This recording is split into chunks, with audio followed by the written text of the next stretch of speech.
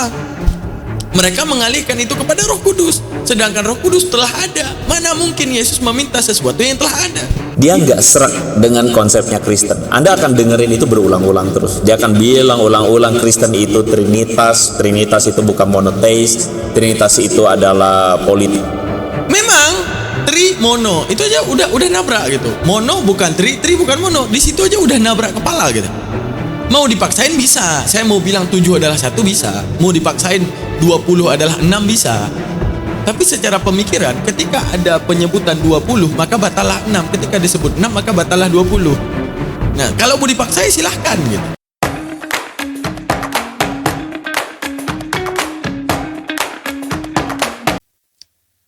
Kok bisa mati gaya? Kata pendeta Andre Tangtung, Kodonditan mati gaya ketika ada pertanyaan-pertanyaan tragis daripada Daniel Mananta. Tapi seorang Kodonditan kok bisa mati gaya? Bikin penasaran, kita lihat ya. Mati gayanya itu ada di mana? Atau hanya sekedar framingan daripada si pendeta Andre Tunggal. Tapi yang saya tahu ya, karena saya udah nonton, justru jawaban daripada Kodonditan itu sangat tepat. Dan ketika si Andre Tunggal Malis mikir, dibilangnya Kodonditan itu mati gaya. Semati gaya apa sih? Emang boleh semati gaya itu? Oke, mari kita saksikan teman-teman. Assalamualaikum warahmatullahi taala wabarakatuh. Kembali lagi bersama Ustadz Ahmad Manhuri, kesayangan antum di pengajian Ngaji Kalasa dan juga keluarga apologet. Mari kita saksikan videonya teman-teman sekalian. Hari ini. Kalau misalnya lu nggak nyaman dengan konsep co-equal dan co-eternal, kenapa lu nggak melipir jadi saksi Jehovah misalnya? Penasaran deh, itu gue penasaran banget. 3 bulan belajar sesuatu. Kenapa lu nggak tertarik ke saksi Jehovah? Nah ini. Ketika ngomongin konsep ketuhanan ke Kristen, ini nggak nyambung. Nggak nyambungnya dalam arti, di Yahudi mereka tahu Yesus Tuhan itu bukan manusia, Tuhan itu bukan anak manusia, macam-macam semuanya itu ternyata konsep sifat-sifat Tuhan di dalam kitab orang Yahudi. Sama dengan Islam. Qul huwallahu ahad, Allahu samad, lam yalid walam yulad walam yakul lahu kufuwan ahad. Which is semua yang lu ngomong barusan tentang si kitab Yahudi barusan. Oke. Sama. Kenapa lu nggak jadi Yahudi? That's the next question. Right. Nanti gue akan jawab kenapa gue nggak jadi saksi Yehova dan kenapa gue nggak jadi Yahudi. Nanti gue jawab ya. Oke, ya udah, nggak apa-apa. Di kitabnya Yahudi, walaupun konsep ketuhanan dan konsep keselamatannya nih in line with Islam, tapi di sini juga masih ada cerita-cerita nabi-nabi yang kurang pantas jadi nabi. Gitu. Nabi Nuh mabuk anggur telanjang, Nabi Lot menghamili 2 anak perempuannya sendiri, Nabi Harun membuat patung sapi untuk disembah bangsanya sendiri. Ya. Nah, katanya mati gaya. Justru jawabannya bagus. Memang itu tagline-nya. Kenapa Yahudi, kata Al-Quran, suka memfitnah para rasul? Sekarang tagline daripada Yahudi itu mengangkat nama-nama rasul yang ada di Al-Quran untuk menunjukkan bahwa Al-Quran berusaha mengklarifikasi kisah para rasul yang telah diinjak dan dihinakan dalam kitab Yahudi. Cocok ceritanya. Kenapa Al-Quran harus datang terakhir? Karena Al-Quran menyaksikan, karena Allah menyaksikan semua tuduhan dan fitnahan yang diatasnamakan di atas nama para rasul, kemudian diangkat dalam kitab mereka. Al-Quran datang mengklarifikasi segala sifat baik-baik para rasul yang tidak pernah sejalan dengan apa yang mereka tuliskan. Yang anehnya, Yahudi dan Kristen percaya ada Daud mau menikah dengan seorang anak raja harus nyari 20 kulit nonot. 20 biji kulit titit. Apa hubungannya? Nah, itu satu. Belum lagi untuk menyambung keturunan, anak bapaknya harus menghamili 2 anaknya, yaitu Lot. Di kitab kita Nabi Lut itu adalah merupakan seorang rasul. Artinya Al-Quran mengklarifikasi kisah tersebut. Cocok nggak jawaban Kodondi? Cocok banget. Nabi Daud berzina dengan Batseba, istri orang. Nabi-nabi yang tadi yang gue sebutin pasti kan dipilih oleh Tuhan. Ya. Tapi kok bisa berbuat seperti itu? Ya. Nah, barulah ketika gue mempelajari Islamnya, sosok Nabi Muhammad Sallallahu Alaihi Wasallam. Oke. Kenapa akhirnya gue nggak saksi Yehova dan gue nggak Yahudi? Nah, ini jawabannya di sini. Jadi di konsep ketuhanan dalam Quran dan kitab Yahudi inline. Konsep keselamatannya inline. Ketika gue mempelajari apa yang diajarkan oleh Nabi Muhammad SAW tentang konsep ketuhanan dan konsep keselamatan, ternyata sama dengan Yesus, sama dengan nabi-nabi sebelum Yesus. Syariatnya mirip gitu antara Quran dengan Taurat yang dianggap diterima oleh Nabi Musa. Jadi gua anggap ada nih benang merah nih antara konsep ketuhanan, konsep keselamatan sama ibadahnya atau syariatnya. Tapi ketika di Kristen, mohon maaf, terputus gitu. Karena Paulus gitu acaranya. Ya, aneh juga kalau misalnya Yesus juga bilang bahwa jangan percaya kalau misalnya akan ada nabi-nabi yang palsu datang setelah aku dan mengaku kalau misalnya. Nah, so that's why I think nggak, kita nggak ke situ. Kita nggak ke situ. Gini. Nah, kebetulan saya apologet. Ayat tersebut berbunyi gini. Waspadalah terhadap nabi-nabi palsu yang datang setelah aku, yang menyamar seperti domba padahal dia serigala yang buas. Perhatikan, apakah Yesus menutup kata-katanya dengan bahwa aku nabi terakhir dan Tuhan terakhir lagi itu, nggak akan ada nabi lagi setelah aku? Tidak ada menutup, tapi mengatakan jangan sampai kalian keblinger dengan pengakuan nabi palsu. Dan kejadian itu terjadi pada masa Nabi Muhammad. Sekalipun Nabi Muhammad telah mengatakan dia rasul tutupan, rasul terakhir. Musailamah al-Kadzdzab kemudian mengangkat dirinya sebagai rasul. Untuk menunjukkan apa? Di Yesus tidak kita temukan satupun dia mengkhatamkan dirinya sebagai rasul terakhir. Nggak ada. Akan tetapi hanya mewaspadakan, takutnya ada yang mengaku nabi sebelum utusan terakhir itu datang. Nah itu. Buktinya Yesus mengatakan akan ada penolong lain kepada kaum Nasrani saat itu. Ya, aku akan memintakan kepada Bapa seorang penolong lain. Terus ada beberapa ayat yang berkenaan dia mengatakan, kalau aku tak pergi, penolong itu tak akan datang.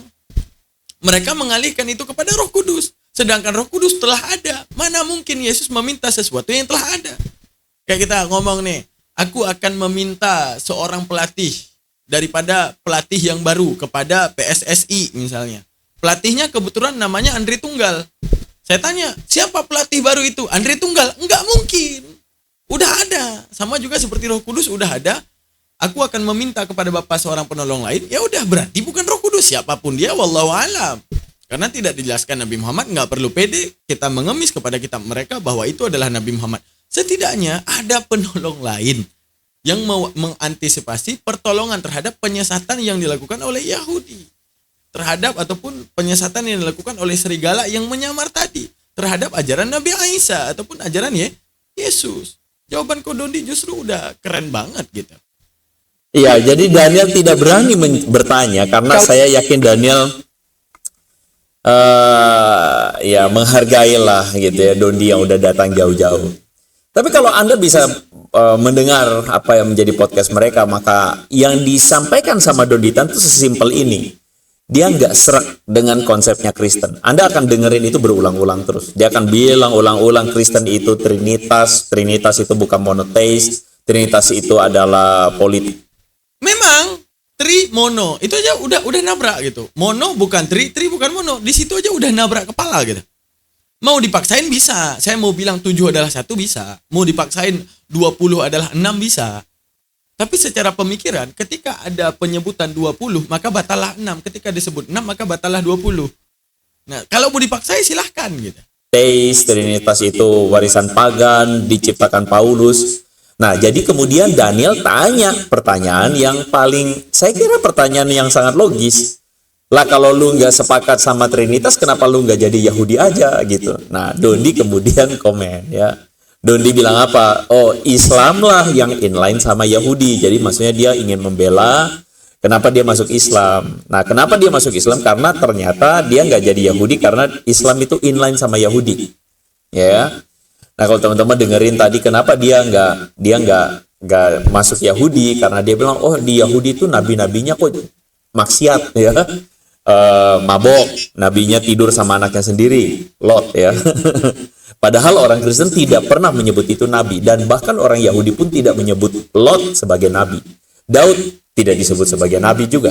Nah, jadi Anda bisa melihat ya bahwa orang-orang seperti Donditan ini dia mengatakan oh dia nggak mau Yahudi karena nabi-nabinya banyak salahnya. Yang sebenarnya ketika dia bilang oh sampai ke Muhammad baru dia menemukan Muhammad ini akhlaknya mulia. Menyebut mereka bukan nabi, ya misalnya kayak Lot, Noah, ya itu bentuk fitnahannya di situ gitu, paham nggak? Gini teman-teman sekalian, mengangkat satu sosok di Indonesia ini, kita angkat satu nama sebagai orang baik, itu tujuannya untuk kita memberi contoh kepada generasi ke depan. Misalnya saya contoh, ada seseorang namanya Sumiatun, itu orang yang paling dermawan. Saya angkat satu nama. Kalau saya membaikkan, ini tujuannya untuk pelajaran untuk generasi ke depan agar dapat meniru. Tapi kalau saya angkat kesalahan, Sumiatun, ini gila, adalah orang yang paling suka gosip. Kalau dia udah iri, udah dengki, dia pasti langsung membunuh orang. Berarti ada tendensi saya pribadi terhadap Sumiatun. Saya angkat namanya. Ketika saya angkat, ini menjadi tendensius kebencian daripada saya. Sekarang apa yang dikatakan oleh Allah? Am taqulu anna Ibrahim wa Ismaila wa Ishaqa wa Yaquba wa asbata kanu hudan aw nasara qul afata'lamu antum a'lamuna amillah. Kata Allah, apakah ada yang mengetahui langit dan bumi ini selain Allah? Sehingga dikatakan kamu mengatakan am taqulu, kamu mengatakan bahwa Ibrahim, Ismail, Ishak dan Yakub segala keturunannya beragama Yahudi dan Nasrani memfitnah para rasul layaknya seperti mulut kotormu gitu. Kata Allah, aku yang menciptakan langit dan bumi. Kuturunkan Muhammad dengan pemberitahuanku terhadap para rasul yang difitnah. Jadi gapnya gini teman-teman. Al-Quran mengangkat Nabi Ismail sebagai sosok yang mulia, yang bahkan merelakan nyawanya demi Allah, agar tujuan kepada pembelajaran terhadap kita bahwa Allah lebih utama bahkan daripada nyawa kita sendiri. Nabi Ibrahim bahkan mendahulukan Allah daripada anaknya sendiri untuk menunjukkan apa? Tidak ada yang mampu menggantikan Allah di hati kita bahkan dengan urusan apapun. Kan gitu. Adanya pelajaran gitu. Tapi ketika diangkat Ibrahim, dia dulunya pas pegang palu, diketok kaki jempolnya, dia memaki dan bahkan menghina Tuhan. Lalu kemudian dia memamerkan kelaminnya ke seluruh masyarakat Indonesia. Kalau kita angkat case ini, berarti ada kebencian, kita ingin fitnah dia gitu, paham nggak? Nah, jadi salah ketika Al-Quran mengatakan, apakah kamu mengira itu Abraham, Ismail, Ishak dan Yakub seperti catatan kalian? Kalian tak percaya dia nabi, tak kalian tuliskan nabi. Pertanyaannya, begitu banyak orang yang berdosa, kenapa nama itu yang kalian angkat? Kalian angkat nama itu karena kebencian kalian, wahai Yahudi. Kau angkat nama Lot, kau angkat nama Noah, kau angkat nama Musa, kau angkat nama Abraham, kau angkat nama Ismail dengan segala fitnah yang kau buat.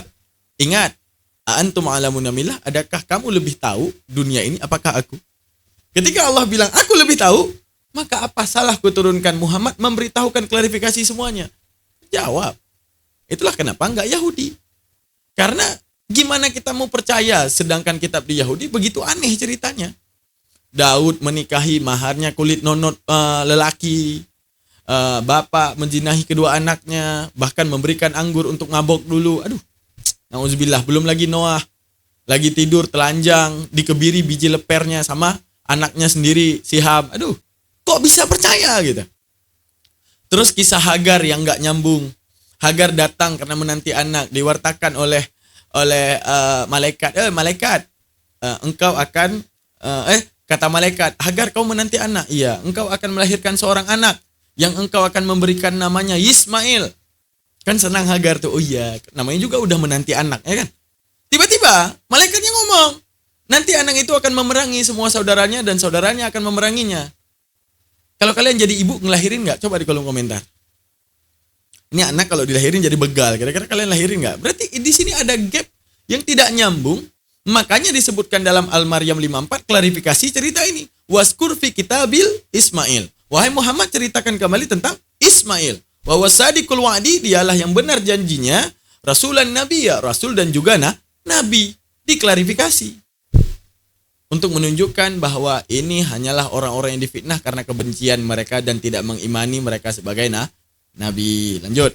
Nanti di bagian akhir video ini, saya ajak Anda untuk berpikir. Buat Anda yang memang menerima begitu saja bahwa mulia akhlak beliau, oke, itu hak Anda. Tapi coba Anda berpikir, ya. Nah, tapi disinilah yang saya ingin mau tunjukkan kepada Anda bahwa Donditan mengatakan, nah Islam itu untuk membela dia masuk Islam itu inline sama Yahudi. Sedangkan kalau Kristen terputus, ya. Jadi maksudnya benang merahnya terputus. Kristen itu beda sendiri maksud dia.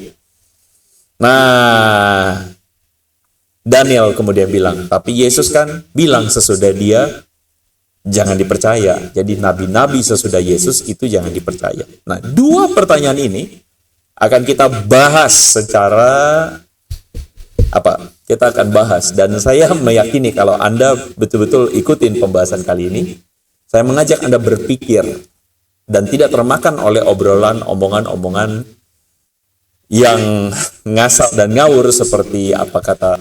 Ini kita ibaratnya diajakin mikir oleh orang yang nggak mikir. Gimana cerita ini? Donitan itu, ya. Dan karena itulah saya berharap Anda bisa bareng-bareng selama sekian menit ke depan, kita akan sama-sama dengarkan, ya. Oke, ya. Terus polemikus yang akan muncul dengan ide ini, mereka ingin mengatakan bahwa Kristen itu agama yang buatan, salah, agama bohongan. Ya, sebagaimana apa yang disampaikan atau diputar-putar di kalangan mereka aja, ya, bahwa Kristen itu tidak melanjutkan Yudaisme karena Kristen itu Trinitas. Nah, sedangkan kami ini agama tauhid, ya. Kami paling tauhid gitu kan. Jadi kami seperti Yudaisme, kami tauhid. Nah, nanti dia hubung-hubungkan dengan Yudaisme itu tidak makan babi, kami juga tidak makan babi. Ya, ujung-ujungnya argumen-argumen picisan itu, ya, yang mereka munculkan.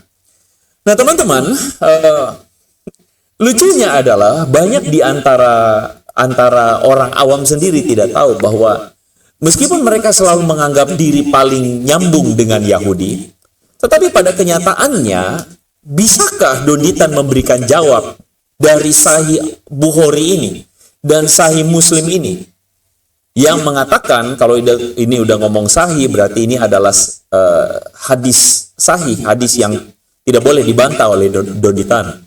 Keabsahannya, keasliannya itu dilegitimasi oleh para ulama bahwa ini adalah perkataan Muhammad yang otentik. Tidak akan terjadi pada hari kiamat sehingga kaum muslimin memerangi orang-orang Yahudi, dan orang-orang Yahudi akan bersembunyi di balik batu dan pohon. Lalu batu dan pohon berkata, "Wahai muslim, wahai hamba Allah, ini orang Yahudi di belakangku, maka bun-bunlah dia."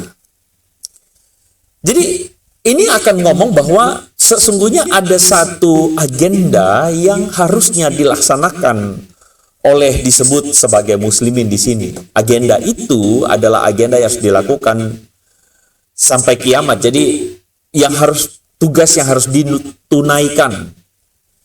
Nah, saya tidak akan bicara lebih lanjut, tapi silakan Anda ambil kesimpulan sendiri.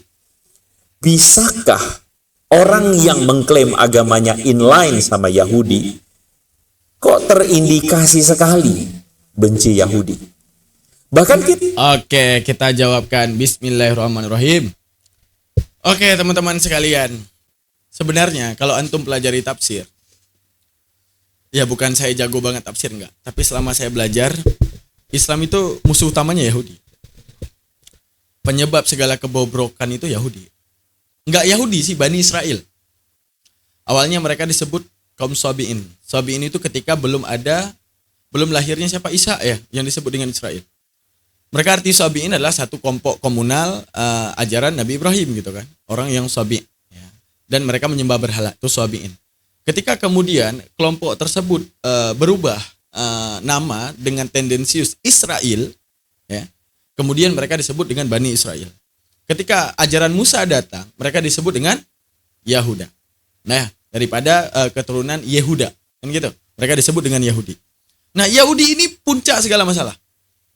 Kalau kita melihat dan menerka bagaimana Al-Quran menceritakannya, Al-Quran menceritakan bahwa Yahudi ini punya sifat, kalau mereka enggak menyetujui, mereka akan membunuh. 3 sifat mereka. Mereka akan mendustakan, arti mendustakan menolak mentah-mentah. Enggak benar ajaranmu, kamu bukan rasul, itu menolak mentah-mentah. Yang kedua, mereka akan membunuh. Mereka akan mencoba untuk menyakiti kalau tidak sesuai dengan apa yang mereka inginkan. Yang ketiga, mereka akan memfitnah. Kalau seandainya ajarannya berkembang dan mereka akan merusaknya dari dalam dengan memfitnah. Makanya Al-Quran menceritakan mereka menuhankan para rabinya, artinya mereka wajib tunduk dan patuh di atas para rabinya. Sehingga fatwa para rabi itu menjadi mutlak. Kalau antum sekarang buka kitab Yahudi secara jujur, Misnah, Sanhedrin, Gitin. Bahkan Gitin dalam kitab Gitin 51a disebutkan bahwa Tuhannya Hari Tunggal, Yesus, itu dibakar dalam kotoran yang mendidih. Dalam kitab Gitin. Udah. Dan fatwa mereka yang keji bahwa Yahudi ini semulia-mulia makhluk, di luar Yahudi ini bukan manusia. Udah. Sekarang salahnya kita berapologet juga kalau kita terlalu mengais kepada Yahudi. Karena Yahudi musuh utama. Kenapa Yahudi musuh utama? Mereka itu melegalkan segala cara, dan bagi mereka di luar daripada Yahudi semuanya kafir termasuk Rasulullah SAW. Ya. Terus daripada semua ini, lalu bisakah kita menyamakan antara Tuhan kita dengan Yahudi? Ingat, segala sesuatu walaupun ada kemiripan definisi, kalau keluar daripada definisi, maka bukan sesuatu tersebut. Sekarang gini. Kalau kita bilang ya, Tuhan itu apa? Segala sesuatu yang disembahkan. Maka setiap agama akan benar. Itu definisi pertama. Orang yang menyembah kucing, nyembah HP, nyembah laptop, semua benar. Karena bagi mereka itu adalah sesembahan. Sekarang kita keluarkan daripada definisi Tuhan. Apa itu? Kelayakan Tuhan. Kalau kita mau definisikan sembarangan, semua bisa. Saya mau definisikan ini kursi, bisa nih. Ini jadi kursi, boleh. Saya mau definisikan ini jadi kucing, boleh. Saya mau definisikan ini jadi lembu, boleh. Namun keluar daripada kelayakan definisi. Tapi kalau kita udah berbicara di atas kelayakan definisi, apa kelayakan definisi Tuhan? Oh, Tuhan itu yang awal menjadi awal daripada segala yang awal. Paham maksudnya? Dia puncak segala awal sehingga tidak ada awal lagi sebelum dia. Oke, maka tolakkan segala Tuhan yang punya awal. Dia adalah kekekalan. Tak ada akhirnya. Maka tolakkan semua Tuhan yang ada akhirnya. Kebetulan mengusung konsep yang sama antara Yahudi dan Islam. Maka masuk definisi. Maka Tuhan Yahudi dan Tuhan Islam secara definisi kelayakan di situ masuk. Terus, Tuhan itu maha apa misalnya? Maha adil. Oke, di mereka maha adil. Tuhan tidak kelihatan. Tuhan tidak kelihatan. Antara Yahudi dan Islam. Lalu kemudian ada gap. Di Islam bismillahirrahmanirrahim, Tuhan itu maha pengasih, maha penyayang. Kita melihat wujud maha pengasih dan maha penyayang Tuhan terjadi di dalam Al-Quran. Sedangkan wujud maha pengasih, maha penyayang di Yahudi tidak. Bagaimana Bani Amalek ditumpas dan segalanya. Banyak.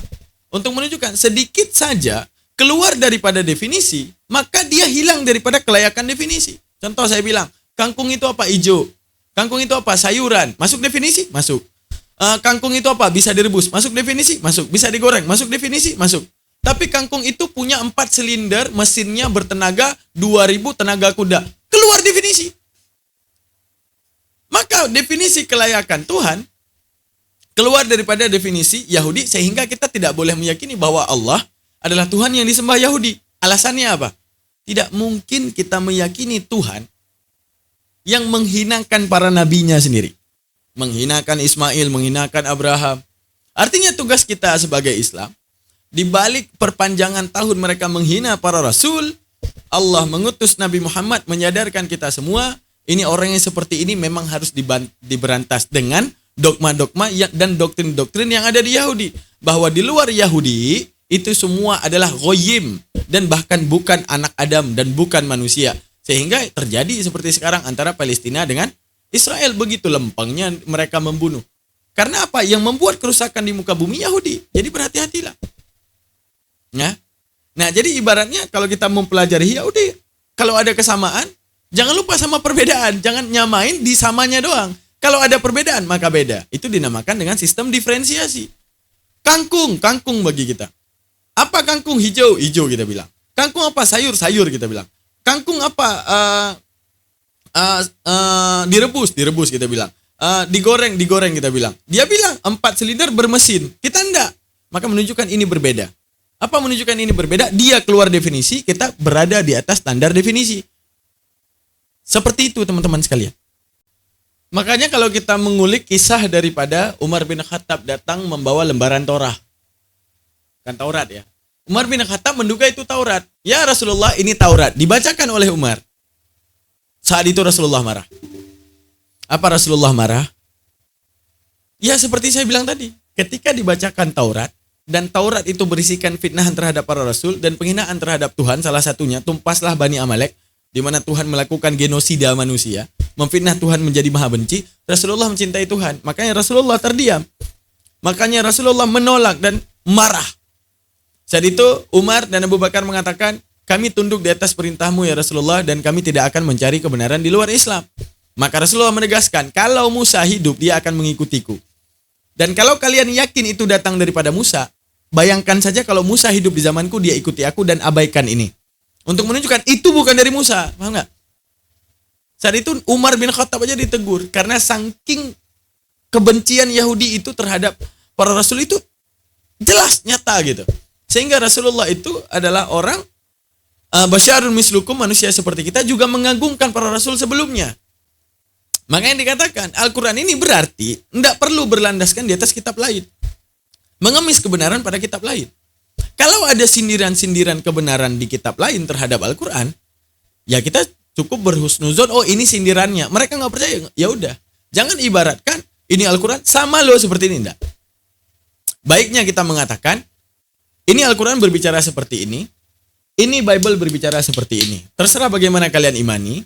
Akan tetapi saya yakin, kita berspektif saat itu, berperspektif bahwa para rasul dulu membicarakan persis seperti Al-Quran, sehingga terjadilah perdebatan. Oh enggak, para rasul enggak bicarain itu. Ayo saling berargumentasi. Misalnya dikatakan hanya inilah hidup yang kekal, engkau mengenal Allah satu-satunya Tuhan dan aku Yesus Kristus yang kau utus. Oke, ini konsep rasul dan konsep Tuhan dan mengutus rasul, kita bilang, ya. Namun apakah kebenaran rasul dan segala definisi rasul bergantung di atas Bible? Ya tidak.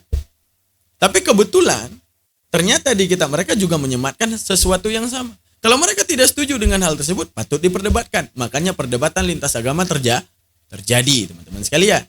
Gitu. Tapi intinya Al-Quran ini berdiri independen dan tidak butuh kebenaran yang ada di sana. Paham nggak? Maksudnya Allah turunkan kepada Nabi Muhammad dengan keawaman Nabi Muhammad terhadap kitab terdahulu. Seharusnya kan turun Nabi Muhammad, dikasih ini Tauratnya gini, ini Yohanes 1 ayat 1-nya gini, ini konsep tauhid kita. Enggak, diturunkan Al-Quran murni pure di dalam kepala Rasulullah, di dalam ilham Rasulullah untuk paham Quran doang. Kenapa? Allah seakan-akan mau katakan, terserah kamu wahai tangan-tangan kotor yang telah mengubah firmanku, terserah kamu. Di mana Al-Quran turun tidak akan mengais dan mengemis kebenaran yang ada di kitab situ, terserah lu mau ngapain.